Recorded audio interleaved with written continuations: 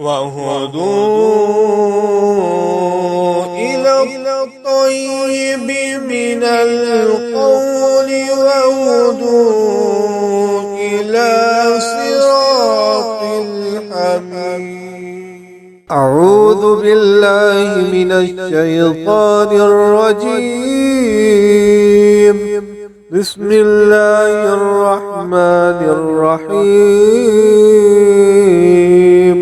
یا ایھا الناس انا خلقناکم من ذکر وانثی وجعلناکم شعوبا وقبائل.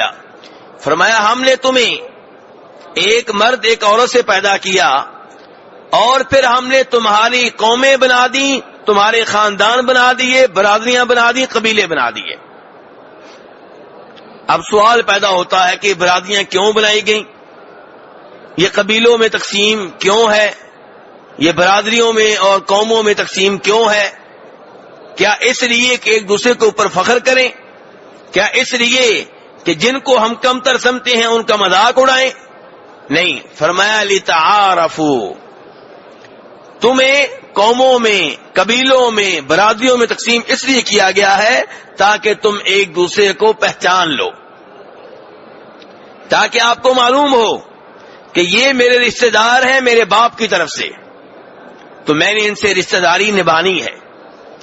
یہ میرے رشتہ دار ہیں میری ماں کی طرف سے اور میں نے ان سے رشتہ داری نبھانی ہے.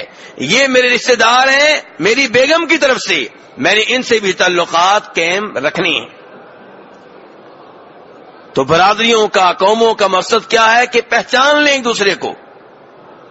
اسی لیے نبی علیہ الصلوۃ والسلام فرماتے ہیں تعلموا من انسابکم ما تصلون به ارحامکم، کہ اپنے نسب نامے سیکھو. تمہیں معلوم ہونا چاہیے تمہارا باپ کون ہے، دادا کون ہے، پردادا کون ہے. تمہارا نسب نامہ تمہیں معلوم ہونا چاہیے. فائدہ کیا ہوگا؟ فرمایا تاکہ صلہ رحمی ہو سکے، تاکہ تمہیں معلوم ہو کہ یہ میرے رشتہ دار ہیں، ان کا میں نے خیال رکھنا ہے، ان سے میں نے تعلقات قائم کرنے ہیں. اور اسی حدیث میں آپ فرماتے ہیں صلہ رحمی جب کرو گے، رشتہ داروں سے تعلقات قائم کرو گے، فائدہ کیا ہوگا؟ فرمایا رشتہ داروں میں محبت پیدا ہوگی، مال میں برکت پیدا ہوگی، عمر میں اضافہ ہوگا. یہ کس کے فائدے ہیں؟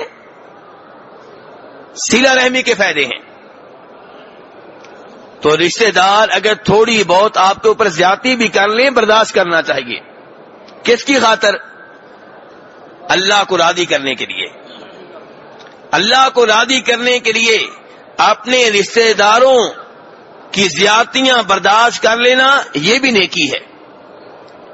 اس صبر پہ بھی ثواب ملے گا. تو تعلقات ختم نہیں ہونے چاہیے، تعلقات ٹوٹنے نہ پائیں، کیونکہ تعلقات قائم رہیں گے تو نبی علیہ الصلوۃ والسلام فرما رہے اس سے محبت پیدا ہوتی ہے، مال میں اضافہ ہوتا ہے، عمر میں اضافہ ہوتا ہے.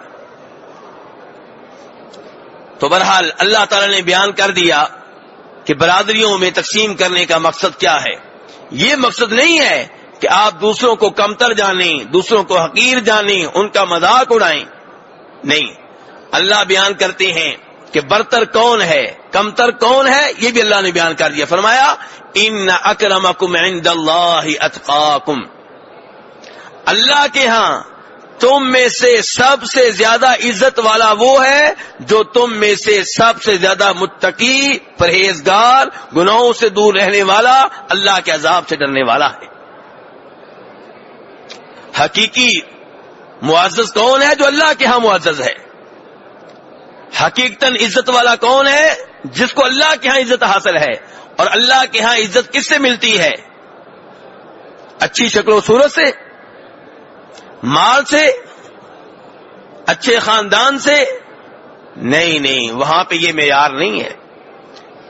نبی علیہ الصلوۃ والسلام فرماتے ہیں، مسلم شریف کی حدیث ہے، ان اللہ لا ينظر الى صورکم واموالکم ولکن اللہ ينظر الى قلوبکم واعمالکم. اللہ یہ نہیں دیکھتا کہ تم میں سے حسین و جمیل کون ہے، اللہ یہ نہیں دیکھتا کہ تمہارا چہرہ کیسا ہے، تم خوبصورت ہو کہ بدصورت ہو، رنگ تمہارا کون سا ہے، اللہ تعالیٰ تمہارے مال کی طرف نہیں دیکھتا، کس کی کتنی فیکٹریاں ہیں، کون کتنا غریب ہے. اللہ کیا دیکھتا ہے؟ فرمایا اللہ دیکھتا ہے تمہارے دلوں کی طرف اور تمہارے اعمال کی طرف. دل میں رب کی کتنی معرفت ہے، دل میں رب کی کتنی عظمت ہے، دل میں رب کی کتنی ہیبت ہے، دل میں کتنا تقوی ہے، دل میں کتنی پرہیزگاری ہے، دل میں کتنا رب کا خوف ہے.